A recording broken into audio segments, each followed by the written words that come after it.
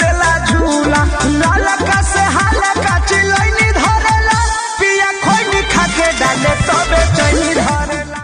ए गोरी तोरी लखनऊ हो काबे आज। अरे ना यार फगुआ है।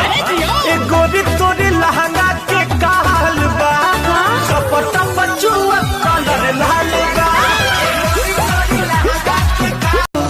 हर लड़की भी ना प्यार को सीरियस लेती है, 100 में से 90 को धोखा देती है। हर लड़की भी ना प्यार को सीरियस लेती है, 100 में से 90 को धोखा देती है। हरा से कविता दूर न रहता, मिले खती मन तड़फड़ाता।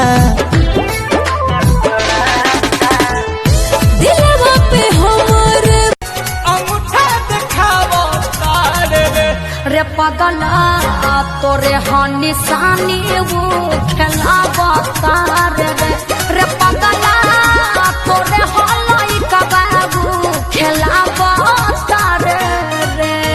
अरे दिलावा के तार बात तार खानी बाजे मन कर चल जाही आजे। ओठ चुना मुनिया लगेला हर मुनिया बोलेले तो सारा गम साजे कि उ तो हमारे ला राम जी से मांगल बिया।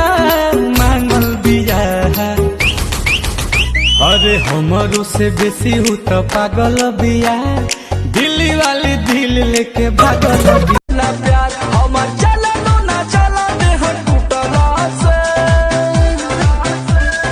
डर लागे सखी दिया पुतला से संग में भतार के सुतला से डर जहिया से फागुन चढ़ल बा भौजी के मनवा बढ़ल बा।